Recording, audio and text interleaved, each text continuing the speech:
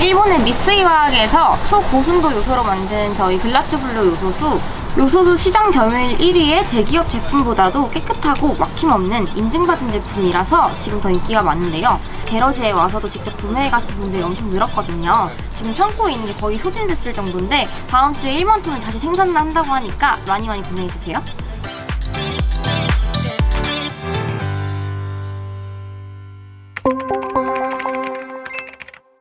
자, 안녕하십니까. 노보스 인더스트리 노사장입니다.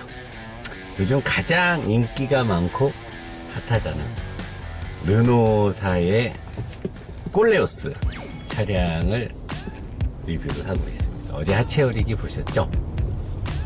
하체 구성이 이 가격대에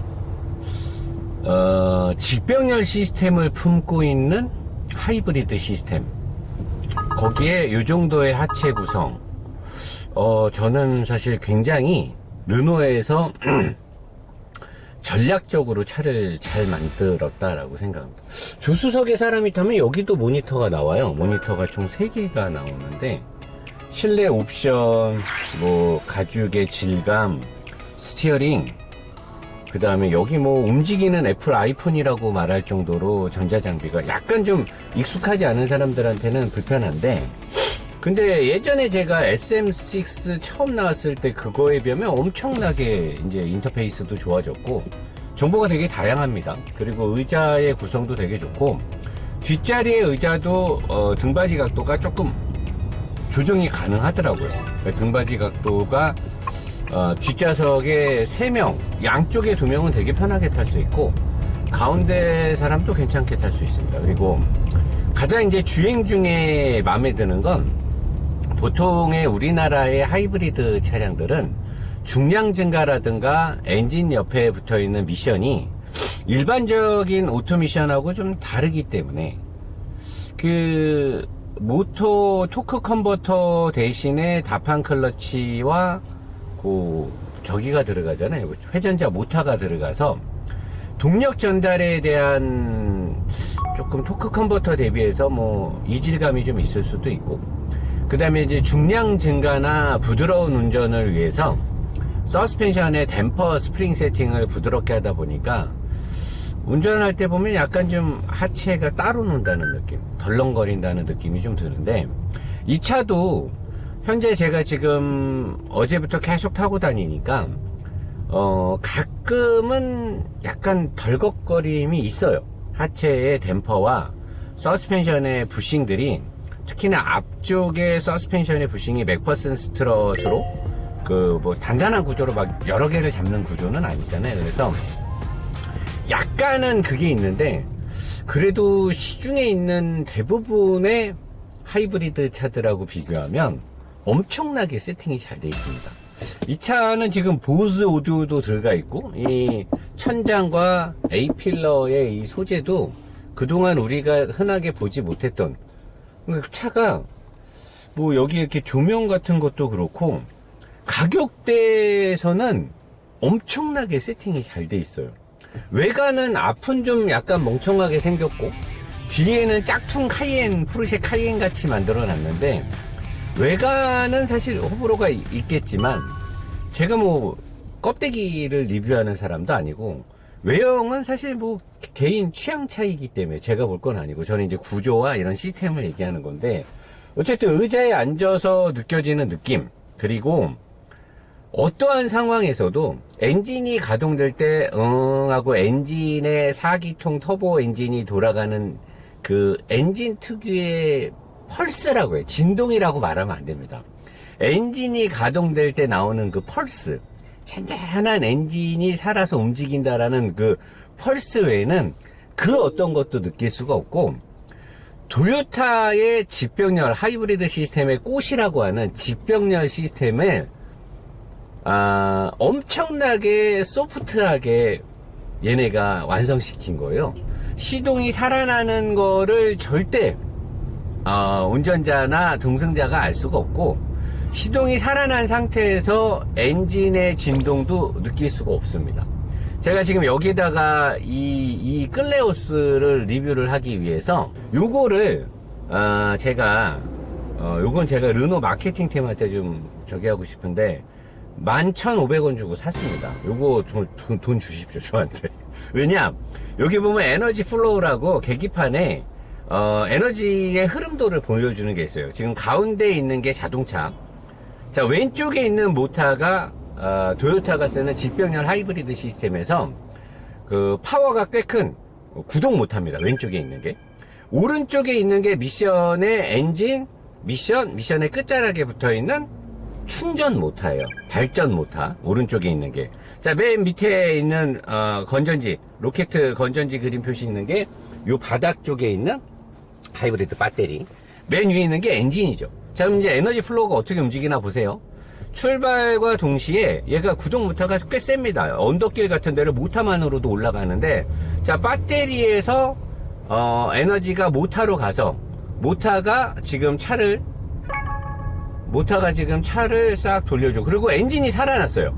엔진이 살아나면서 배터리에서 모터에 힘을 줘서 모터의 힘으로만 가다가 엔진에서 바로 미션의 유성기어를 거쳐서 충전 모터를 돌려서, 그러니까 이게 부하가 걸리지 않고 뭐 이게 출발할 때 엔진의 힘을 필요로 하진 않는데, 엔진이 살아나도 연료 효율에 그렇게 크게 문제가 되지 않는 무부하 상태면 엔진이 살아나서 발전 모터를 돌리죠. 그러니까 이게 직병렬 시스템의 가장 좋은 점이 뭐냐면, 구동 모터는 구동과 회생 제동을 담당을 하고, 발전 모터는 별도로 엔진이 가동될 때 엔진에 남는 힘, 엔진에서 이제 세게 밟으면 자동차로 바로 미션을 통해서 힘이 가죠. 그리고 또 엔진이 직접적으로 발전을 해서 구동 모터에도 전기를 줍니다. 그러니까 이게 제가 도요타 PSD 파워 스플릿 디바이스가 연결되고 직병렬 시스템의 우수한 점을, 좋은 점을 여러 차례 설명을 했어요. 근데 이 도요타에서 부족한 점은 에키슨 사이클의 구형 엔진이 내구성도 좋고 다 좋지만 걔가 특유의 진동이 있습니다. 그리고 NA 엔진으로 2400cc를 구동하다 보니까 출력에 대한 좀 목마름도 있고, 엔진 제어를 아주 세밀하게 하진 않거든요. 구형의 방식을 그냥 쓰고 있는 거라서. 그리고 에키슨도 진짜 에키슨 박사가 만든 대로 커넥팅 로드와 크랭크 축이 변환을 통해서 이 피스톤의 스트로크를 바꿔주는 오리지널 에키슨이 아니고, 우리 그 지연지각 VVT를 이용한 에키슨이기 때문에 그 엔진은 내구성이라든가 뭐 정숙성은 있을지 몰라도 도요타나 렉서스는 알루미늄 합금을 많이 사용하는 회사가 아니기 때문에 특유의 엔진 진동이 있어요. 그리고 에키슨 엔진이 살아날 때 특유의 또 진동도 있고, 그 4기통 NA 엔진이. 근데 이 르노는 이 엔진을 잡아주는 마운트를 어마어마하게 이 차 가격에서는 감히 의선이 형은 감히 생각조차도 안 할 거야. 야, 무슨 4천만 원짜리 차에다가 마운트를 그런 걸 쓰니? 너 해고. 이랬을 수도 있어요, 의선이 형이라면. 근데 르노는 이 차를 유럽에서 또는 미국에서 아시아 쪽에서 전략적으로 팔기 위해서 이 꼴레우스에 엄청난 구조적 소재 투자를 했습니다. 이 에너지 플로우의 이 변환만 봐도 이 시스템이 얼마나 정교하게 세팅이 돼 있고, 그러니까 사실 도요타가 25년 전에 직병렬 하이브리드 시스템의 로열티를 라이센스를 걸은 거잖아요. 그래서 20년 동안은 다른 회사들은 라이센스가 걸려 있으니까 그 시스템을 쓸 수가 없었어요. 도요타가 허락을 해주지 않는 이상은. 그리고 나서 이제 20년이 한 5년 전에 끝났고, 그 뒤로 르노가 그 시스템을 지금 이렇게 잘 완성을 시켰는데, 엔진 쪽에 큰 마운트, 미션 쪽에 완전히 또 엄청난 큰 알루미늄 마운트에 밑에 쪽에 하부 마운트를 센터 마운트 하나로 두지 않고 두 개를 둬서 엔진을 헐렁하게 잡는 게 아니에요.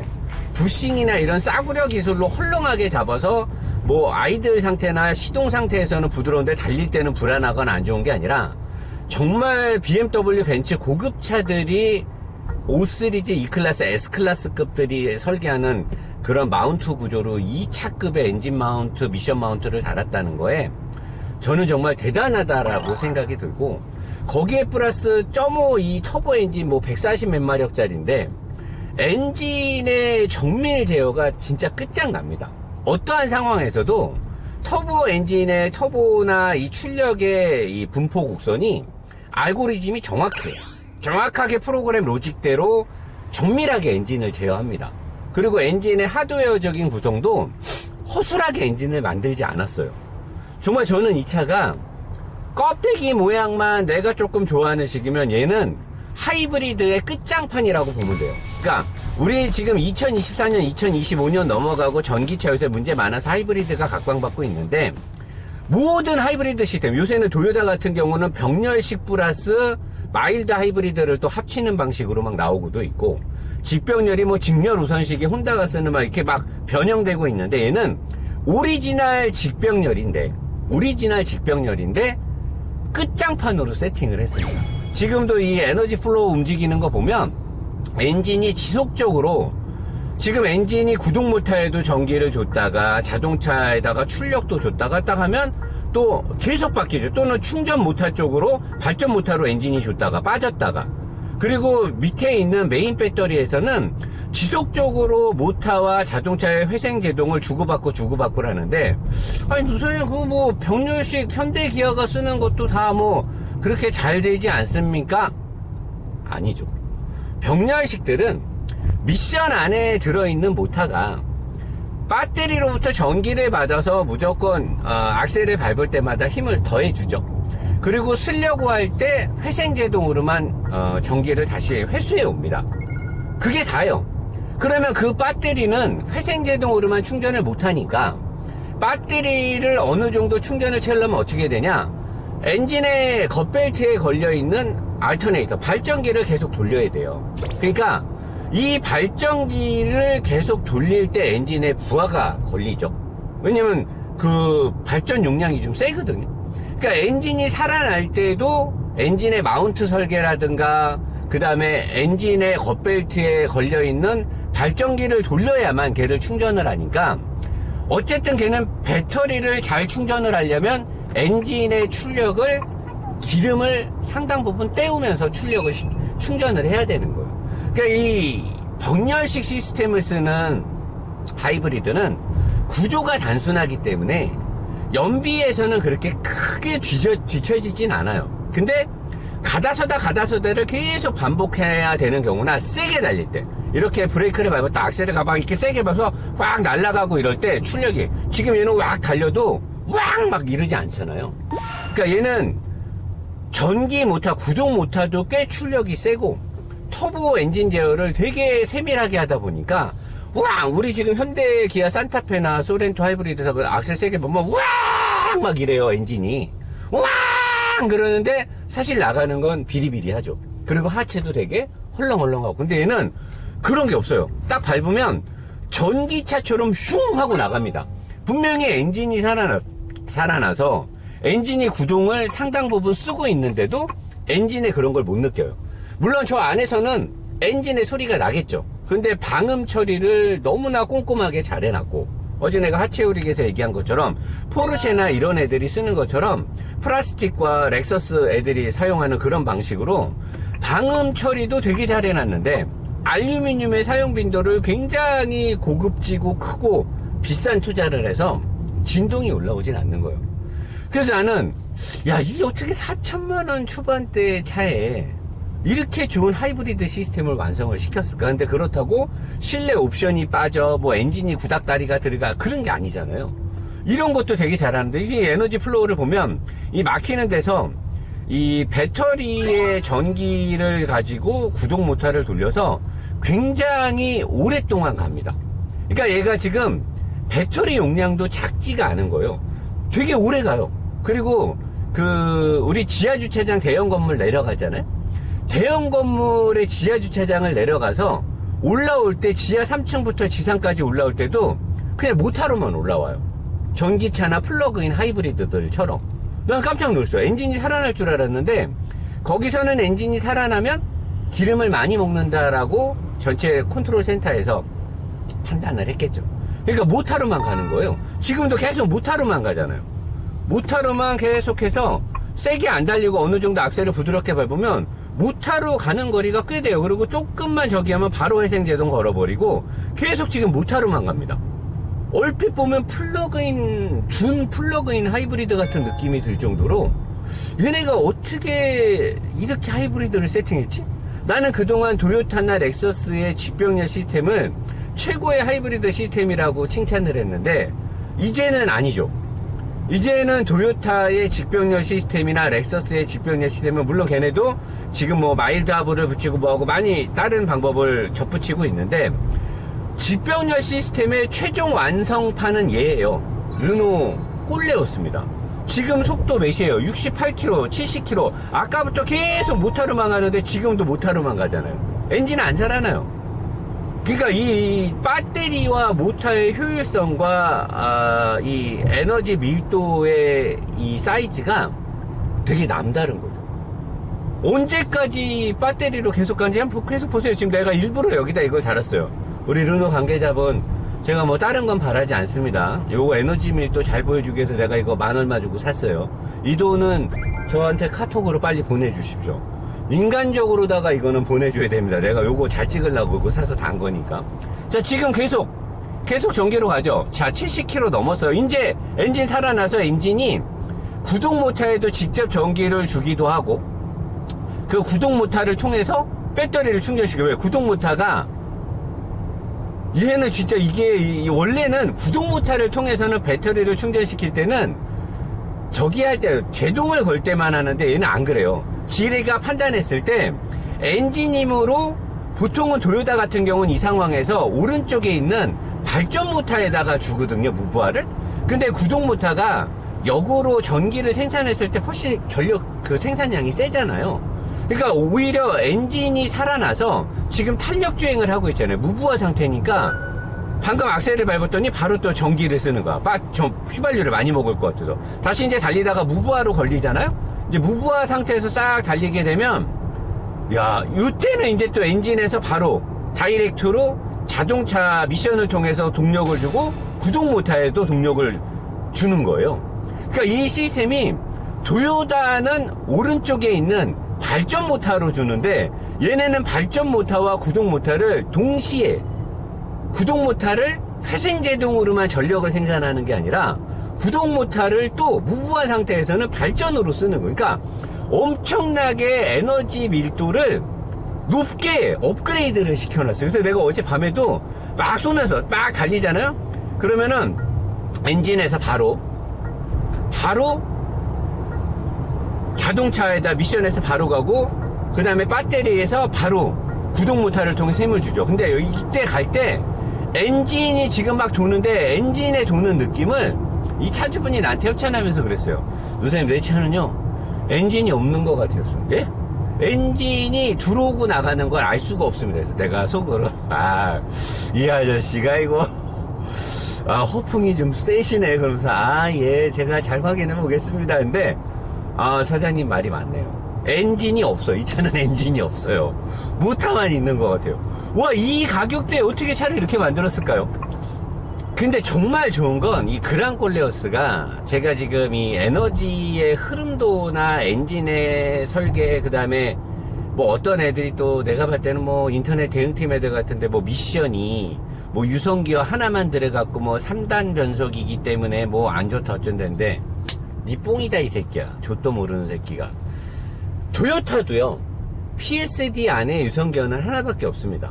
근데 유성기어 하나가 하드웨어적으로는 변속 변환이 3단에서 최대 4단까지밖에 안 될 거예요.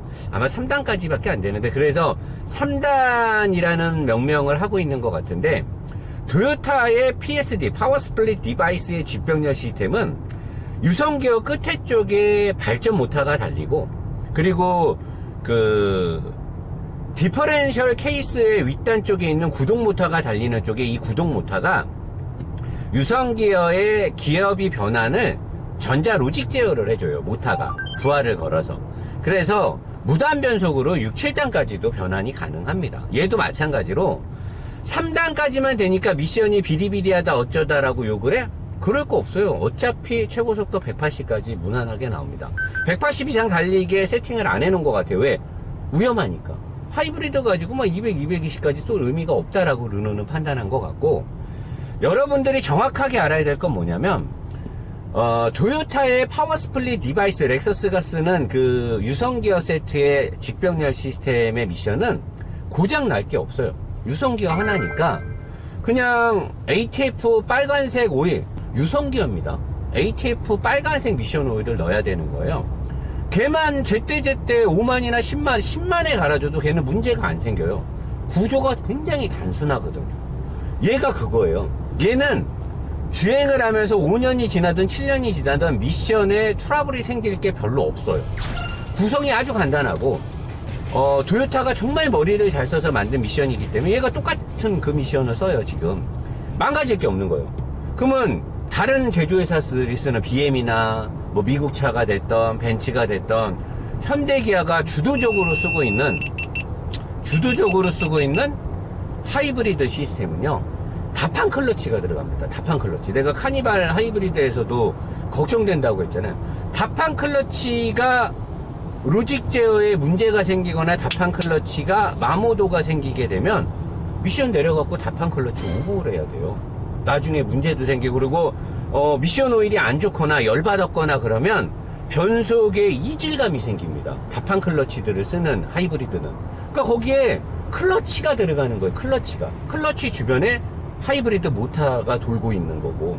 그러니까 우리가 사용하고 있는 병렬식 시스템의 하이브리드 차들은 대부분이 클러치로 동력 전달이 되기 때문에 클러치 미션 클러치에 내구성이 존재한다라는 거예요. 내구성. 그거를 나중에 또 수리비가, 그러니까 기름값을 존나게 아끼고 7년을 탔어. 하이브리드를 타서. 근데 미션이 나갔어. 걔네 보증이 길어야 5년일 거 아닙니까? 나중에 미션 오버비 얼마나? 한 3,400만원 훌쩍 나올 거예요, 아마. 싸게 나와도 250만원. 아마 300만원 넘을 겁니다. 그러면 1년에 기름값 뭐 한 100만원씩 아꼈어. 한 400만원, 500만원 기름값 아끼고 한 350만원 토해내야 되는 거예요. 그러니까, 그래서 내가 도요타나 렉서스의 파워 스플릿 디바이스를 칭찬을 많이 했던 건데, 얘가 지금 그걸 쓰고 있는 거예요. 그러니까 동력 계통에서 차 가격이 완전히 해자고, 엔진도 굉장히 잘 만들어 놨어요. 점오 터보를. 달릴 때 출력의 부족, 달릴 때 진짜 전기차처럼 나가요. 후 하고 나가거든. 아무튼 여러분 지금 내가 달릴 때 엔진 막 살아나거든요. 여러분 엔진 소리 들려요? 안 들려요. 여러분 가서 시승해보세요. 엔진 소리 안 들려요. 원래 내가 개인들이 협찬을 해주면 엔진 오일을 바꿔줍니다. 좋은 걸로. 바꿀 필요성이 없어요. 우리 차주분 미안한데 내가 돈을 아끼려고 그러는 게 아니라 너무나 부드럽고 좋아서 엔진 오일을 바꿔야 될 필요성이 없어요. 이런 차들만 계속 출시가 되면 우리 노보스 게러지 같은 데는 이제 매출이 떨어지는 거예요. 왜? 순정 오일을 넣고도 엔진이 이렇게 좋아버리는데, 이 르노 꼴레오스 사는 분들은 노보스 게러지 오지 마세요. 엔진 오일을 안 갈아도 될 것 같아요. 미션 오일도 그렇고. 꼴레오스 차주분들 미션 오일, 엔진 오일 뭐 신차 길들이기 한다고 안 바꿔도 될 것 같아요. 이렇게 조용하고 부드러운데 뭐하러 바꿉니까? 거기에 플러스 내가 국산 현대기아의 하이브리드 타면 달릴 때 안 좋다 그러잖아요. 달릴 때 차가 휘청휘청하고 제어를 잘 못한다 어쩐다 막 하고, 브레이크 밟을 때도 좀 위험하다 어쩌다는데 얘는 지금 속도 높아. 브레이크는 살짝 불안하네요. 앞바퀴 서스펜션이 완벽하게 이 차의 등치를 싹 제어하지 못, 살짝 이렇게 흔들림이 있는데, 요거 이 정도는 아쉬움이 있어야겠지. 너무 완벽하면 사람들이 또 뻥이다 그럴 수도 있으니까, 브레이크를 밟았을 때는 서스펜션의 부싱들이 완벽하게 차를 제어한다는 느낌은 안 들거든요. 근데 뭐 이 차 타고 나처럼 뭐 엄청 쏘다가 막 풀브레이킹 때리고 이러진 않아요. 근데 브레이크는 좀 조금 민망한 수준입니다. 그거는 감안해서 여러분들 부드럽게 브레이크를 밟고 너무 막 급가속에 급브레이킹은 하지 말고. 근데 달릴 때 보세요. 내가 국산 하이브리드 차들은 세단 K8이나 뭐 K5나 그 윗급은 또 뭐가 있었더라? 그랜저 하이브리드 이런 거 탈 때 움직임에 있어서 뒷바퀴가 차량 전체의 움직임을 제어하지 못한다.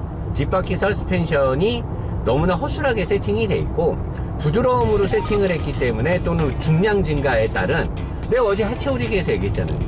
전륜차들은 뒷바퀴 서스펜션의 구조가 무게가 증가됐을 때 버티기가 어렵단 말이에요. 후륜들처럼 그런 식으로 된 설계가 아니니까. 그래서 뒤에 의자 쪽에 배터리가 있고 뒤에 사람이라도 한 명 탄다라고 하면 세게 격하게 코너를 돌 때 뒷바퀴가 노면 홀딩성이 현저하게 떨어진단 말이에요. 그리고 일반적으로 내가 혼자 탈 때도 차선 변경을 세게 이렇게 싹 들어가잖아요. 싹 들어가고 딱 잡으면 뒷바퀴가 많이, 얘도 지금 살짝 부드럽게, 얘는 불안하진 않고 부드럽게는 가는데 얘는 그런 게 없어요. 현대 기아차들처럼 뒤에가 살랑살랑살랑 꼬리를 치거나 그러진 않아요. 그리고 뒷바퀴에 방대한 크기의 이 밀도가 되게 높은 크기의 알루미늄의 너클함이, 그리고 댐퍼 마운트 굵직한, 유빈이도 인정한 댐퍼가 대표님 엄청 굵고 크네요, 기네요. 이런 것들이 들어가서 주행 중 승차감은 웬만한 수입차 뺨칩니다. 그리고 현대 기아의 하이브리드를 타면서 내가 늘 불만으로 했던 피칭과 롤링, 이런 것들, 그로 인해서 나중에 요인까지 생겨서 내가 머지럽다, 멀미가 난다 그러는데, 얘는 롤링은 있겠죠. 아무래도 이제 조금 부드럽게 세팅이 됐으니까 딱 차선 변경 들어가서 싹 하면 살짝 롤링이 있는데, 그거를 약간 스테빌라이저로 좀 제어를 하려고 했고 약간 어색함으로 이렇게 자세를 잡긴 하는데, 피칭과 요인이 없어요. 앞뒤로 흔들리거나 전체에 흔들림이 없어서 멀미가 없습니다. 그 타고 다닐 때 장거리를 가던 뭐 동승자랑 편하게 얘기를 하든 뭐 하든 간에 하이브리드 시스템을 타면서 생기는 이질감 같은 걸 느낄 수가 없고, 대부분의 상황에서 전기차 같은 느낌으로 가요. 막 진짜 급가속을 쭉 해보면 엔진이 바로 그냥 힘주고 전기 모터에서 쫙 날아가면 속도 쫙 올라가요. 130, 140 쫙 올라갈 때 아주 막 미친듯이 속도가 쭉 와요. 현대 기아의 하이브리드들보다는 출력적에서는 약한 맛이 드는데, 그래도 부드럽게 쭉 가속되는데 달릴 때 느낌 하나만큼은 진짜 기가 막혀요. 정말 부드럽고, 와, 나는 어떻게 그동안 르노가, 푸조도 그렇고 시트로렌도 그 유럽에서 소형차를 잘 만들고 역사가 있는 회사잖아요. 규모도 예전에 르노 뭐 다카르 랠리에서 르노 터보 막 이런 차들 장난 아니었는데, 시대가 변하면서 이제 중형, 대형 세단들이나 SUV 시장에서 얘네들이 갈피를 못 잡고 이제 소형차, 싼 차, 싼 마일만 가지고 유럽 시장에서 또는 인도나 이런 데서 수동 미션으로 뭐 이렇게 싼 마일로만 팔았었는데, 이제 와서 재정비를 해서 이런 차를 만들었다는 게 무섭고 정말 기술이란 이런 거구나. 그리고 이런 차를 만들어서 기술 자랑을 해야 되는데, 우리나라 모 브랜드는 족도 아닌 걸 갖고 마치 대단한 것처럼 그 마케팅비의 절반만을 좀 기술 개발에 썼으면 좋지 않았을까. 마케팅비는 또 존나게 써야 아주 그냥. 근데 정말 이 르노 콜레오스는 엔진의 구성이나 하이브리드 시스템이 너무나 진짜 전 세계 탑이에요. 토요타의 집병렬을 제가 봤을 때는 능가했다고 봅니다. 근데 거기에 주행 세팅도 그렇고 소재에 대한 투자도 아낌없고 실내도 굉장히 마음에 듭니다. 그리고 주행할 때 주는 느낌도, 그러니까 전반적으로 노 사장이 이 차에 대해서 단점을 꼽으라고 하면 앞바퀴 서스펜션의 구조가 조금 더 공격적이고 하드하게 들어갔으면 좋았을 거, 브레이크 시스템이 좀만 더 강했으면 좋지 않았을까. 그리고 외형은 나는 사실 마음에 안 드는데, 그건 사실 뭐 케바케니까 내가 접근할 수 있는 그건 안 맞는 거고, 그래서 그 내가 마음에 안 드는 점이 분명함에도 불구하고 이 차가 주는 나머지의 자동차의 근본이 되는 아키텍처의 설계나 파워트레인의 설계 구조가 단연 지금 우리나라에서 5천만원 이하에 살 수 있는 하이브리드 6천만원 이하 다 포함시켜도 됩니다. 최고의 시스템을 갖고 있어요. 얘는 그 어떤 뭐 혼다든 뭐 도요타든 렉서스든 하이브리드 시스템에 있어서만큼은 얘한테는 다 한 수 뒤집니다. 몇 수 뒤지기도 하고, 현대기아의 병렬 시스템은 아예 비교 대상군에서 제외를 시켜야 돼요. 아예 그냥 비교를 할 수 없을 정도입니다. 그 정도로 얘네 하이브리드 시스템은 굉장히 세팅이 좋아요. 이게 정말 잘 완성됐고 내구력도 좋고 세팅값도 좋아서 트러블만 생기지 않는다라고 하면 최고의 하이브리드가 되지 않을까 싶어요. 정말 그 완벽하다는 직병렬 시스템을 이렇게 승화를 시켰다는 게 박수를 보내주고 싶으면서, 정말 이번에는 르노가 정말 좋은 차를 만들었고, 다음 주 리뷰는 아우디 A8, 그 다음 주에도 도요타의 알파드? 이거는 저랑 잘 지냈던 L&T 모터스랑 그쪽이 너무 장사가 잘 돼가지고 저한테 협찬을 해줄 수가 없대요. 그 시승 예약이 하도 많이 잡혀가지고 어쩔 수 없는 거죠. 장사가 잘 되는 걸 뭐라 그래요. 그래서 다른 도요타 지점에서 영업사원분이 개인적으로 저한테, 민성 PD한테 연락이 와서 알파드를 또 협찬. 알파드는 차만 괜찮으면 카니발이나 스타리아의 또 강력한 대항마가 될 수 있기 때문에, 아무튼 다음 주는 A8 최신 버전의 가솔린, 그 차의 리뷰의 핵심은 634 프리미엄 세단의 G90은 결자리가 없나 라는 제목으로 나가면 될 것 같고, 스타리아와 카니발을 선택할 것이냐 할 것이냐로 알파드 하면 될 거고, 아무튼 요새 차량 협찬들이 많아서 너무 감사합니다. 더 열심히 하도록. 요새는 딜러분들이 협찬을 많이 하죠. 저는 처음 연락하시는 딜러분들 물어보는데 조건이 어떻게 되냐 뭐인데 없어요. 그냥 한 3, 4일 내주면 됩니다. 기름도 제가 알아서 넣고요, 탁송비도 제가 내고요, 세차도 제가 다 합니다. 돈 뭐 그런 거 없어요. 전 하도 유튜버들한테 뒤었나봐요. 뭐 조건이 어떻게 되냐, 비용이 얼마냐 물어보는데 저는 그런 거 없습니다. 그냥 차만 주면 되고, 대신에 사찰 없이, 검수 없이 내가 단독적으로 그냥 해서 나가는 거고, 전화번호도 그냥 대놓고 공개하는 걸로, 저는 그런 조건으로만 리뷰를 받습니다. 다음 주 리뷰를 해서 프락시를 하겠습니다. 르노 콜레오스 꼭 가서 시승해 보시길 바라겠습니다.